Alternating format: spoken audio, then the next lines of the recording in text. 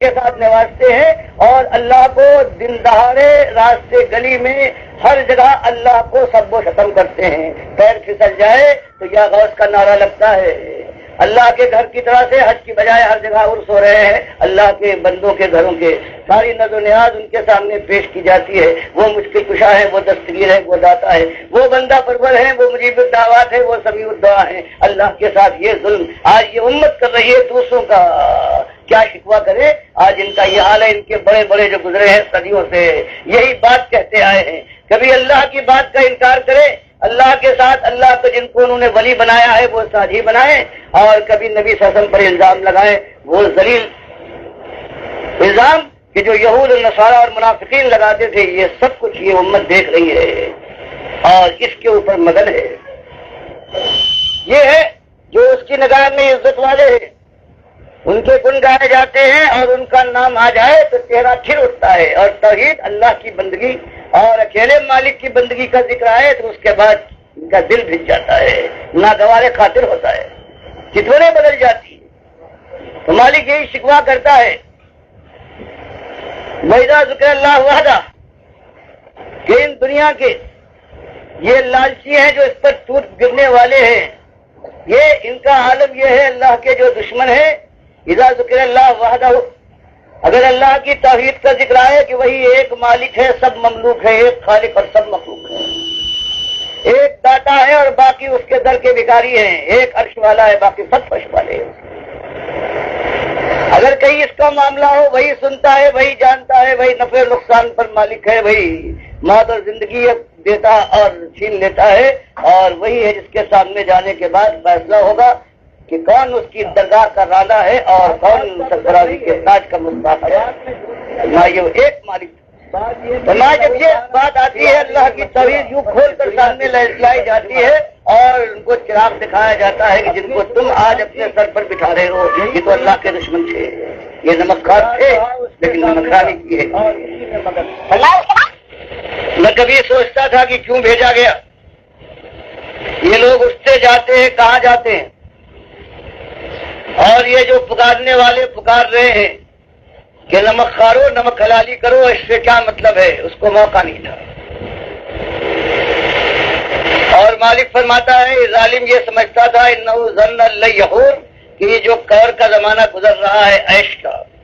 یہ جوانی کا گرم و سیال خون ہے,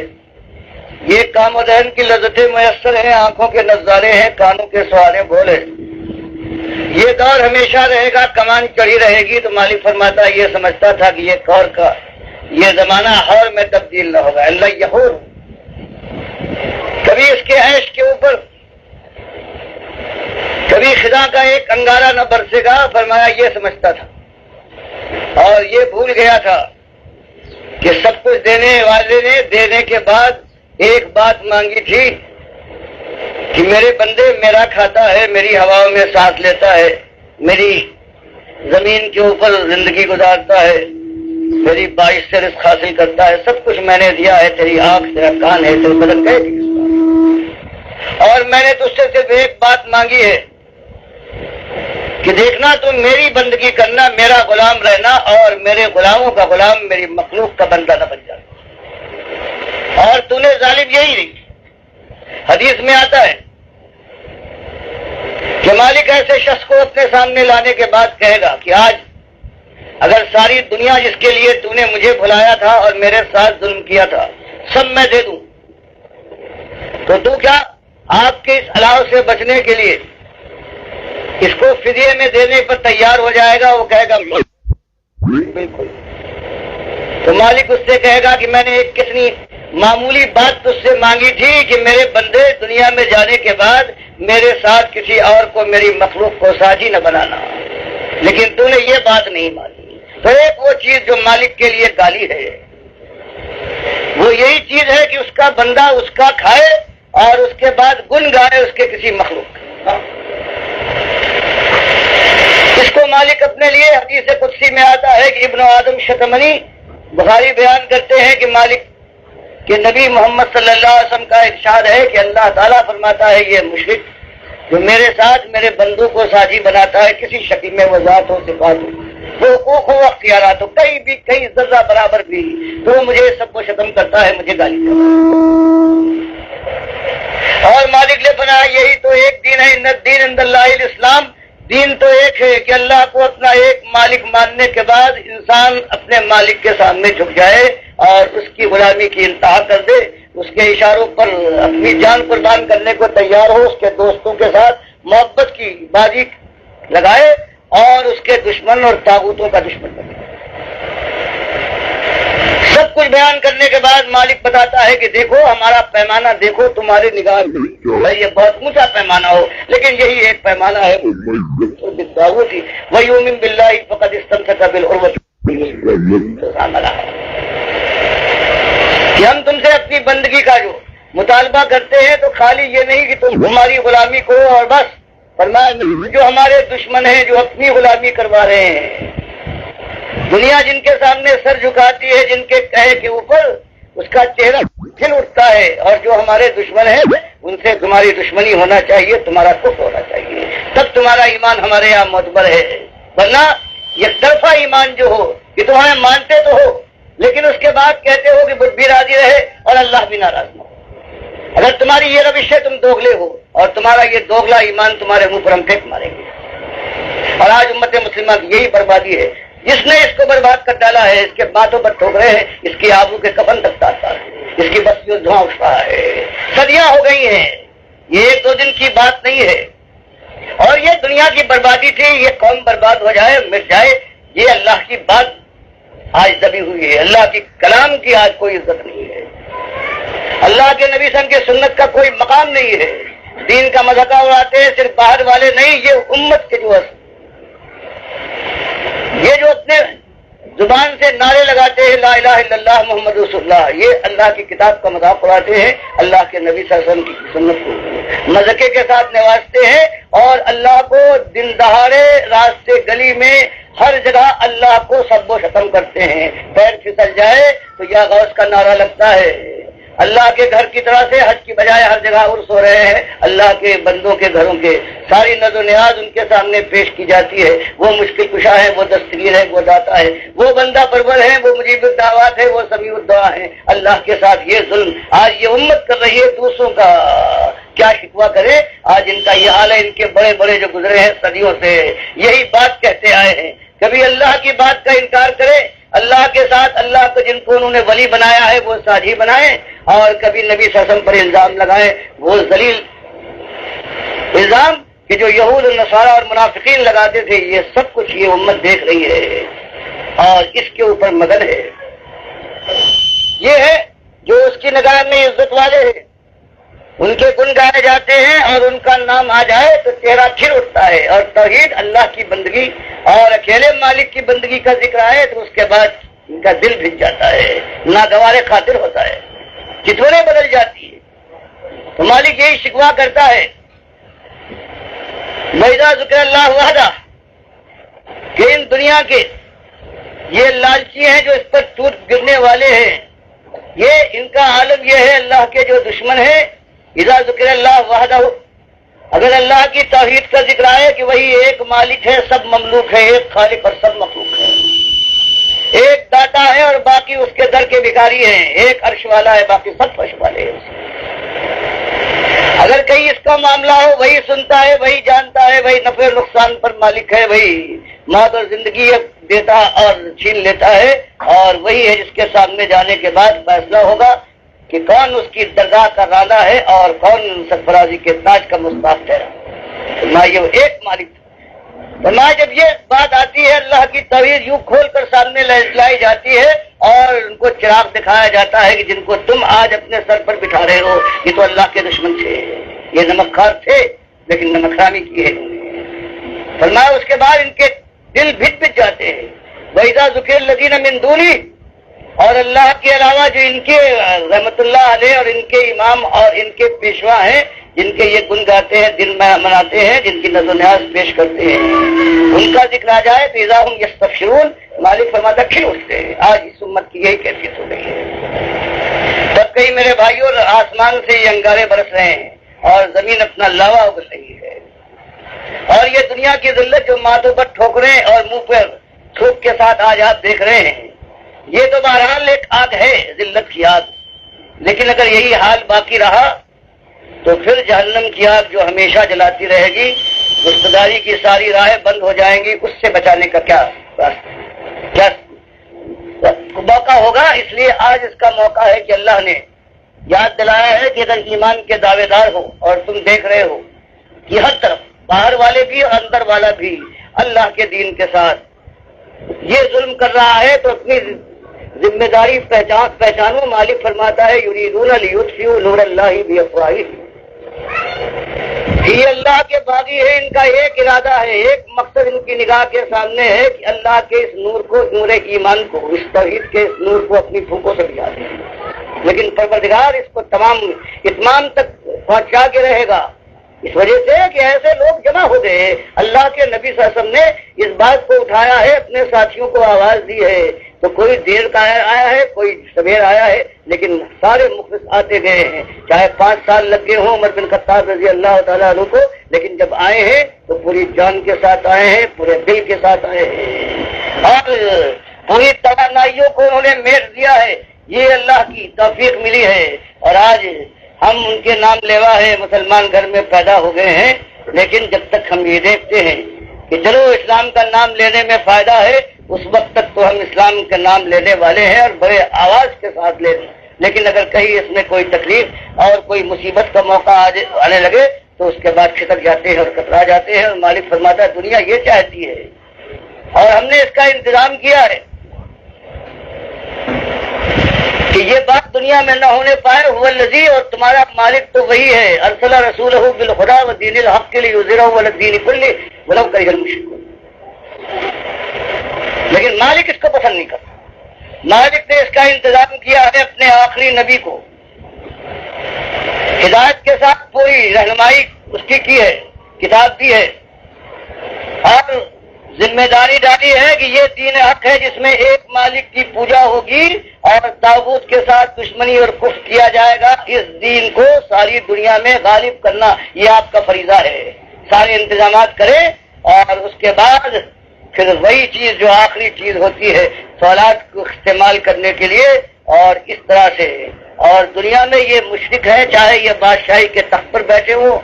یا خزانے کے سانپ بنے ہوئے ہوں یا دینداری کا کاروبار کرتے ہوں یا یہ عوام ہیں جو ان کے ان ملا کے قبضے میں ہوتے ہیں، یہ مشرک جل جائے، ان کے کلیجے سے ہو کے اٹھے، پرواہ نہ کیے. فرمایا ایک مقصد سے ہمارے نبی صلی اللہ علیہ وسلم کا کہ بھیجے جانے کا مقصد یہ ہے کہ خود اللہ کے بندے بنے، بندگی کی انتہا کر دکھائیں دنیا والوں کے سامنے، اور اس کے بعد اللہ کی اس بندگی کے دین کو دنیا کے سامنے پیش کریں. اس راستے کے اندر چوٹے کھا کر سہلائیں اور زخم اٹھانے کے بعد شیرانہ وار چاٹ جائیں. ہجرت کے مقام آواز دے تو اس ایمان کے لیے، اللہ کی بندگی کے لیے ہر چیز کو ٹھوکر مار کر اور ثابت قدمی دکھائیں، اور اس کے بعد فولاد کے ذریعے سے اللہ کے دین کو باطل کے مقابلے میں غالب کرتا رہے. تو یہ بیان کرنے کے بعد کہ بندگی کا صرف یہ معاملہ نہیں ہے کہ حمد و ثنا کر لی تم نے، نماز پڑھ لی، روزے اور حج و زکات کا ادا کر لیے اور جو کچھ فرائض ہے، اور اس کے بعد سمجھ لیا کہ تم نے تیر مار لیا، کامیابی کی منزل اب تمہارے قدموں میں لوٹے، یہ تمہارے حق میں حق پہنچتا ہے. مالک فرماتا ہے یہ کہاں، یہ تو ابتدا ہے. تم عذاب علیم سے نہیں بس پا سکتے اگر تم یہی تک رہے، چاہے انتہا خلوص کے ساتھ. فرمایا بھی 2 چیزیں اور باقی ہیں، تواصی بالحق اور تواصی بالصبر. یہی تو نبی صلی اللہ علیہ وسلم کی ذمہ داری ہے کہ خود بندگی کریں، عمل صالح سے ثبوت دیں، اور پھر دنیا والوں کو اللہ کی بندگی اور غلامی اختیار کرنے کے لیے بے محابہ کھود کر فسا بما تمر وعارض عن المشرکین، کھود کر بات سمجھا دے گی توحید یہ ہے اور شرک یہ ہے. یہ نجس دامن ہے جس کی کوکھ سے ساری خرابیاں پیدا ہوتی ہیں. یہ سرچشمے صافی ہے، یہ ایمان کا اور توحید کا، یہ حق بھلائی اس سے نکلتی ہے. اور اس راستے میں پھر برداشت کرتے رہے جو آتا رہے گی. ان الذین آمنوا والذین ہاجروا وجاہدوا فی سبیل اللہ اولئک یرجون رحمت اللہ واللہ غفور رحیم. ایسا ایمان ہو کہ آگ لگا دے اپنے ماحول میں، ماحول برداشت نہ کر پائے، اور پھر وقت آتا ہے کہ نکال بات کرے، ہجرت کے مقام آواز دے. فرمایا جو ہمت بس اس کے بعد لبیک کہنے کے بعد ہر چیز کو ٹھکرا دے ایمان کے لیے، تو اس کے بعد وجاہدوا، اور پھر یہ نہیں کہ اب سستانے کے لیے پیر پھیلائیں اور کمر کس لیں، کب اس کے بعد آخری مارکا آ رہا ہے جہاں فولاد استعمال ہوتا ہے، سر اچھلتے ہیں اور سینے چاک ہوتے ہیں۔ فرمایا اگر اولئک یرجون رحمت اللہ، اگر اللہ کی رحمت کے یہ امیدوار ہیں، بھلے سے ان کو حق پہنچتا ہے، اور جو اس سے کم تک جانے کا ارادہ رکھتے ہیں ان کو یہ حق نہیں پہنچتا، وہ ٹھوکلے ہیں، ان کے لیے مالک فرماتا ہے یا ایھا الذین آمنوا من یرتد منکم عن دینہ فسوف یأتی اللہ بقوم یحبهم ویحبونہ۔ اور اگر یہ ہمت نہیں ہے، ایمان اور نماز و روزے تمہارا معاملہ ہے، دین کو کھول کر دنیا کے سامنے رکھنے اور اس راستے میں جم کر کھڑے ہونے اور یہاں تک کہ کھالے ادھر جائیں، تو اس کے اوپر بھی صبر کرنے کا ارادہ نہیں ہے تو مرتد ہو جاؤ، اچھا ہے تمہارے لیے۔ نامرادوں اور نامردوں کے لیے اللہ کا یہ دین نہیں اترا ہے۔ تو یہ ہمارے سامنے بھی اللہ، اور اللہ اس کے بعد یاد دلاتا ہے کہ دیکھو ذمہ داری تم نے دیکھ لی، تمہارے نبی صلی اللہ علیہ وسلم جس پر ایمان لانے کا تمہارا وعدہ اور اقرار ہے، اب سنو تمہاری ذمہ داری کیا ہے۔ یا ایھا الذین آمنوا هل ادلکم علی تجارۃ تنجیکم من عذاب الیم تؤمنون باللہ ورسولہ وتجاہدون فی سبیل اللہ باموالکم وانفسکم ذالکم خیر لکم ان کنتم تعلمون۔ فرمایا یہ بات تو تم نے دیکھ لی کہ اللہ نے سب کچھ دینے کے بعد ایک مطالبہ کیا ہے کہ اللہ کی بندگی انفرادی حیثیت سے بھی اور اجتماعی حیثیت سے بھی ہونا چاہیے۔ دنیا میں جو اللہ کے باطل طاقتیں ہیں ان کو سر اٹھانے کا موقع نہ ہونا چاہیے اگر تمہارے ایمان میں گرمی اور خلوص ہے۔ تو فرمایا ایمانداروں کیا تم کو میں وہ بیوفاق اور سوداگری بتاؤں کہ جو تم کو عذاب علیم سے بچا سکتی ہے، بڑے درجات کا معاملہ نہیں ہے۔ اور وہ کیا ہے؟ ایمان لاؤ اللہ پر جیسے ایمان لانے کا حق ہے، اور اللہ پر ایمان لانے کے اندر وہ ساری چیزیں اللہ پر، اللہ کے فرشتوں پر، اللہ کی کتابوں پر، اللہ کے پیغمبروں پر، یوم آخرت پر، سب جتنی ایمان والی باتیں ہیں تو اس میں ایک میں سمیت دی مالک نے یہ اللہ پر ایمان لاؤ، اس کے رسول صاحب کو اپنا آخری رسول مانو۔ تمہارے ساتھ دیکھو کیا ان کی حالت ہے۔ ایمان جب دعوت تم کو دی ہے تو اس سے پہلے جب اللہ نے ان کو پیغمبری پر مبعوث کیا ہے تو ان کی حالت کیا تھی دنیا کے لحاظ سے؟ ان کی زوجہ محترمہ حضرت خدیجہ دولت کے اندر نہا رہی تھی، لیکن تاجروں تم کیا سمجھ پاؤ دعوت کیا ہوتی ہے؟ دعوت اور تجارت کا فرق پہچانو کہ 13 سال کی اس کوشش کے اندر یہ ساری دولت ختم ہو گئی، کمائی دنیا بڑھنے کی بجائے ایک ایک دن کم ہوتی گئی، اور دائی کا یہ کام ہوتا ہے، شکر ادا کرتا ہے مالک تیرے راستے میں جو دنیا جاتی ہے پروردگار یہ جائے تو تیرا شکر ہے، کرم فرمائی ہے کہ تو نے یہ توفیق دی۔ یہاں تک کہ بخاری کی حدیث آتی ہے کہ جو دوپہر کو حضرت ابوبکر پہنچے ہیں ہجرت کے جانے کا جب ارادہ ہوا ہے، نبی حضرت ابوبکر کے گھر کے اوپر نبی دوپہر میں پہنچے ہیں، وہ تعجب انگیز بات تھی۔ حضرت اسماء بیان فرماتی ہے بخاری کی حدیث میں کہ ہم لوگ گھبرا گئے کہ یہ بات کیا ہے، اس وقت تو آپ کبھی نہیں آیا کرتے تھے۔ پھر اسماء کہتی ہے میرے والد ابوبکر صدیق سے کہا کہ یہاں سے اگر کوئی غیر ہے تو یہاں سے ہٹا دو۔ انہوں نے کہا کوئی بھی نہیں ہے، یہ تو گھر کے لوگ ہیں، یہ آپ کی اہلیہ ہیں جن کے ساتھ آپ کا نکاح ہو چکا ہے، اور ستی بھی نہیں ہوئے عائشہ۔ تب آپ نے کہا کہ اللہ نے اب مجھے اجازت دے دی ہے، میرے اور بہت سے ساتھی جا چکے ہیں مدینے، کہ اب میں مدینے ہجرت کر جاؤں۔ تو ابوبکر نے کہا کہ کیا مجھے بھی شرف ہے سفر آپ کے ساتھ ہم سفری کا ملے گا؟ آپ نے کہا۔ یہ سننے کے بعد اسماء کہتی ہیں کہ میں نے یہ دیکھ کر مجھے تعجب ہوا کہ ایک بوڑھا میرا باپ بوڑھا ہو رہا ہے اور یہ آنسو بہا رہا ہے، اس بات کے اوپر اس میں آنسو بہانے کی کیا بات تھی؟ وہ نہیں سمجھ پائی کہ خوشی کے آنسو تھے کہ اتنا بڑا موقع ہے اور نبی کے ساتھ جس کو شرف ہو جاتا ہم سفری کا مل رہا ہے وہ ابوبکر صدیق رضی اللہ تعالیٰ عنہ۔ یہ کہتے ہیں کہ بات پھر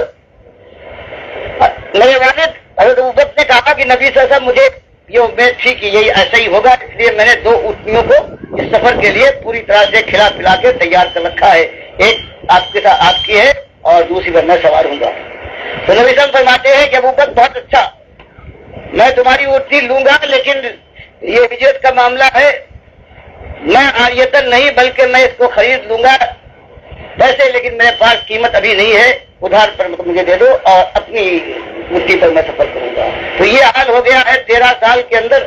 یہ جو آج ہمارے ممبر اور محراب کا جو دینداری کی دعوت دیتا ہے دیکھو صبح اٹھتا ہے، گنتا ہے کل کتنا تھا اور آج کتنا ہے، سرمایہ دیکھتا ہے کہاں پر. یہ تاجر جو ہے کہیں تاجر ہوتا ہے کہیں دائی ہوتا ہے، بالکل زمین اور آسمان کا فرق ہے ان کے اندر ضد ہے. تو دائی کا عالم یہ ہوتا ہے. تو بات یہ ہوئی کہ اللہ تعالیٰ فرماتا ہے کہ ایمانداروں اگر مال کی محبت ہے، اولاد کی محبت ہے اور ایسی محبت ہے، محبت جائز محبت تو اللہ نے اجازت دی ہے، اس میں خیر و برکت ہے، اس کا ثواب بھی ہے. لیکن اگر اللہ کے معاملے میں جہاد فی سبیل اللہ کے لیے بھی یہ رکاوٹ بن جاتی ہے تو پروردگار فرماتا ہے فتربصوا حتی یاتی اللہ بامرہ ان اللہ لا یہدی القوم الفاسقین. ان سے کہہ دیے قل ان کان آباؤکم وابناؤکم واخوانکم وازواجکم وعشیرتکم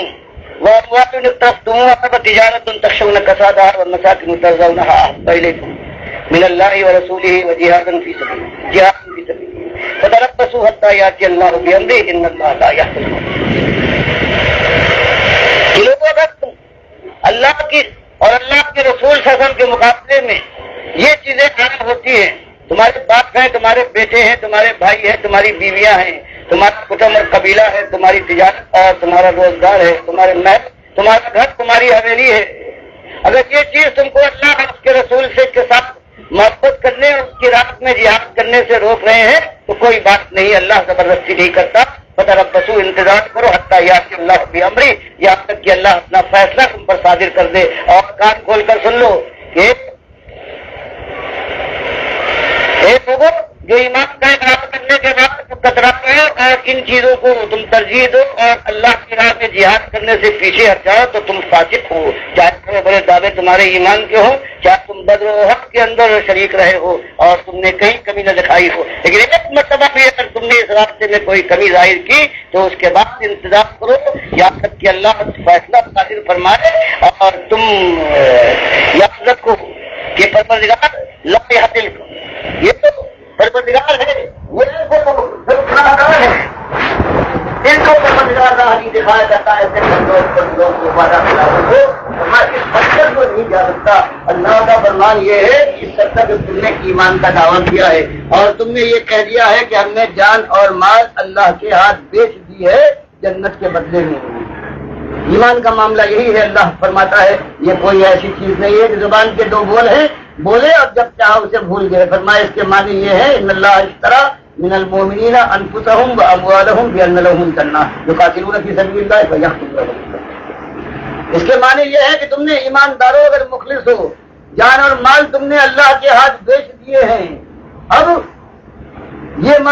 یہ معاملہ نہیں ہے کسی موقع پر جان و مال کو سنبھال کر رکھو اور اللہ کی دین کا تقاضے جو ہیں ان کو پسے کچھ ڈال دو. فرمایا یہ نہیں، جنت تمہیں دیں گے، اتنی بڑی قیمت ہے، لیکن اس کے ساتھ یہ تمہیں کرنا ہوگا. اور اس کے بعد فوراً مالک فرماتا ہے کہ جو ایسے وعدے میں ایمان کے وعدے میں مخلص ہوتے ہیں وہ آخری حد تک جاتے ہیں. جو قاتلون فی سبیل اللہ فیقتلون. تو نمازیں، روزے، حج اور زکات، یہ تبلیغ دین، اس میں چوٹ کھا کے سہلا لینا، پیٹ کے اوپر چوٹ، قید و بند، یہ تو سب ہے. لیکن آخری چیز ان کے عزائم میں ہوتی ہے کہ اس کے بعد کہ میدان جنگ میں اللہ کے دین کی سرفرازی کے لیے سر بکف جائیں گے، کفن بدوش جائیں گے، موت کی آنکھوں میں آنکھیں ڈال کر مسکرائیں گے اور شہادت کی تمناؤں سے بھرپور دل کے ساتھ اللہ کی طرف سے اس عنایت اور کرامت کو جو شہادت کی شکل میں آتی ہے اس کو آواز دیں گے. فرمایا یہ اگر تم کرو گے یہاں تک جاؤ گے. سب کہیں عزائم ہو چاہے موقع نہ آئے، خلوص کے ساتھ سب کہیں یہ ہو سکتا ہے کہ پروردگار تمہارے ایمان کی قدر کرے، آپ کی رفتوں سے تمہیں بچا لے اور پھر ان مقامات میں داخل کر دے جہاں وہ فرماتا ہے کہ لہم فیہا ما یشاؤون. وہاں صرف تمہاری مشیت راج کرے گی، تمہاری مشیت میں مالک بھی مداخلت نہ کرے گا. خالدین ہمیشہ کی بات ہے. کان علی ربک وعدا مسئولا. اگر کبھی جنتوں کے اندر جواب مردو یہ کچھ کرنے کے بعد آئے ہو، مخلص ہو، نمک کھلا لو، پھر تمہاری مشیت راج کرے گی اور تمہاری مشیت میں کبھی مداخلت نہ ہوگی. بفرض محال میری طرف سے مداخلت ہو جائے تو میں نے اپنے کو مسئول بنایا ہے، تم کو حق دیتا ہوں کہ پوچھ سکتے ہو کہ مالک تو نے وعدہ کیا تھا، یہ وعدہ پورا نہیں ہو رہا ہے.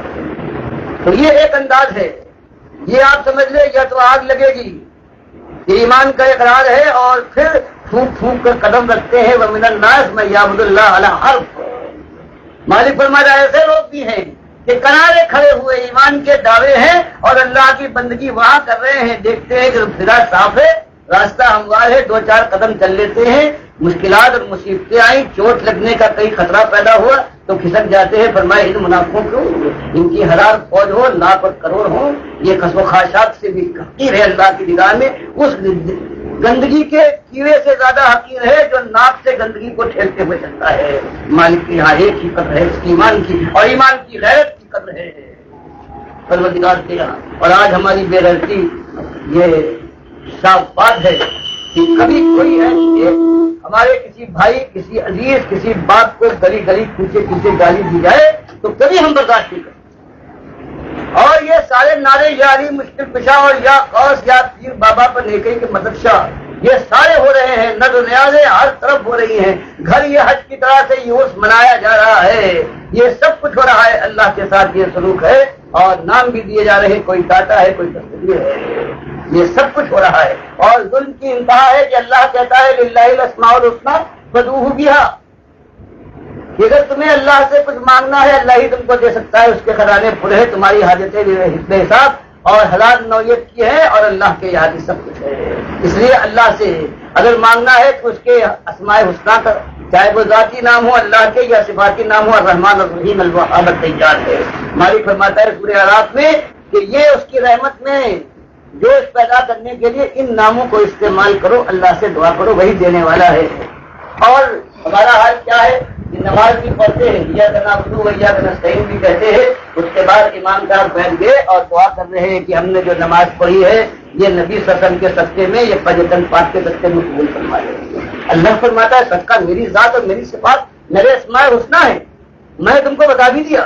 لیکن یہ آج مسلمان کہتا ہے بتا تو دیا ہے لیکن ہم سمجھے کہ یوں ہی چلچلاتی بات ہے، تیرے رسول کا کیا مقابلہ؟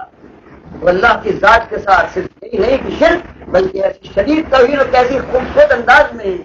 اس میں کیا خرابی ہے؟ نبی صلی کا صدقہ دیتے ہیں، اللہ ہمیں صدقہ دو تو ہمارے نام ہے، ہماری ذات کا صدقہ دو، ہم سے کوئی بڑا ہے؟ وَذَرُوا الَّذِينَ يُلْحِدُونَ فِي أَسْمَائِهِ، چھوڑ ظالموں کو جو اللہ کی ناموں کے اندر الحاظ کرتے ہیں کہ اس سے بڑے بھی نام لے کے آتے ہیں، یہ ہر طرف ہے۔ آپ کے سامنے بات اگر کبھی نہیں آئی ہے، جن کے سامنے جس انداز سے بات آتی جاتی ہے ان کی ذمہ داری یہ ہے کہ پھر اللہ کے دین کے لیے اگر اس دن سے خوف ہے کہ جس دن ایسا ہے کہ وہاں نہ کوئی سفارش قبول ہوگی اور نہ کوئی فدیہ دینے سے جان بچے گی، نہ کوئی ایسا طاقتور ہے یا اللہ کے فیصلے بدلوا دے، اور پھر اس کے بعد اگر سب سے کم جس کو عذاب ہوگا، اللہ کے نبی صاحب فرماتے ہیں اس کے پیر میں 2 انگارے تلوے میں رکھے جائیں گے، اور وہ انگاروں کی گرمی کا یہ عالم ہوگا کہ اس کی طوالت، جسم کی طوالت جو بتایا ہے کہ جب انگاروں پر بیٹھے گا یہ جہنمی، تو اس کی جو بیٹھک ہے یہ 1.5 فٹ کی نہیں، یہ ہزاروں گز اور میل کی بن جائے گی، تاکہ انگاروں پر بیٹھنے کا مزہ آ جائے۔ تو پروردگار کے جو قرآن جو فرماتا ہے وہ یہ فَقُطِّعَتْ لَهُمْ ثِيَابٌ مِّن نَّارٍ، اس آگ کے اندر آگ کے کپڑے کاٹ کر، جس میں آگ لگنے کے بعد پھر اور جلے، وہ کپڑے پہنائے جائیں گے، یُصَبُّ مِن فَوْقِ رُؤُوسِهِمُ الْحَمِيمُ، اور سر کا جو حصہ کھلا رہ گیا ہے اس سے جہنم کے اوپر جہنم کا پانی ڈالا جائے گا۔ یُصَبُّ مَا فِي بُطُونِهِمْ مَجْرُودٌ، اور وہ جو پیٹ کو کاٹتے ہوئے آنتوں کو تب پہنچ جائے گا، اس کو کاٹ کر باہر نکال دے گا، بھون ڈالے گا، اور جو کھال پر پھسل جائے گا وہ جھلسا دے گا کھال کو، اور فرمایا کہ نہیں، کھال جلنے کے بعد یہاں مر جاتا ہے، فرمایا کلما نضجت جلودہم بدلناہم جلودا غیرہا لیذوقوا العذاب، ایک کھال جل جائے ہم فوراً دوسری بنا دیں گے تاکہ اصلہ کمی نہ آئے۔ تو یہ 2 انجام ہیں زمین اور آسمان کا، جن کے اندر فرق ہے، اور اللہ کی جنتیں ہیں جمع مردوں کے لیے، قصب و خاشاک کے لیے جو سورج کی ہر کرن کو چوم کر سینے سے لگائیں، اور ایک پھینکے ہوئے جوتے ٹھکرائے ہوئے جو لقمے کو چوم کر اپنے پیٹ میں اتار لے اور شکریہ ادا کرے، ان کے لیے یہ اللہ کی کتاب نہیں آئی ہے۔ اللہ کی کتاب تو آئی ہے، وہ کہتی ہے ما لکم لا ترجون للہ وقارا وقد خلقکم اطوارا، دنیا میں دوسروں کی بڑائی ہو رہی ہے اور تم چپ رہو گے اگر تم ایماندار ہو، اگر تم چپ رہتے ہو تمہارا ایمان تمہارے منہ پر پھینک دیے جانے کے لائق ہے، اللہ کے آپ پہنچنے کے بعد حالت دکھ ہوگی۔ فرمایا یہ تم نے سمجھ لیا ہے کہ بس نعرے لگائے لا الہ الا اللہ، اور اس کے بعد جنت کی بادشاہی تمہارے قدم چومے گی، تم دستک یا جبریل، تو معلوم ہوا کہ جو آسمان پہ جو اس وقت برزخ میں زندہ ہے سارے انبیاء، حضرت عیسیٰ بھی، حدیثہ اپنی اصلی جسمانی دنیاوی جسم کے ساتھ اور دوسرے برزخی جسم کے ساتھ، وہ یہاں نہیں آئے تھے اس شکل میں، بلکہ اللہ نے دنیا میں جو ان پیغمبروں کا جو شکل و صورت جو جسہ جو ہوتا تھا اپنے پیغمبری کے زمانے میں موجزانہ طور پر اپنی قدرت سے سب کو جمع کر کے آپ کے پیچھے نماز پڑھوا دی، تاکہ یہ ایک ثبوت ہو جائے کہ آپ امام کر دیا۔ باقی روح والا نہیں، آنے جانے کا معاملہ نہیں، خالص اللہ کی تنظیم اور مالک نے جمع کر دیا، اور روحیں میں نئے جسدوں کے ساتھ اوپر آسمان پر جہاں پوچھنا پڑا ہے من ہاذا من ہاذا من ہاذا من ہاذا۔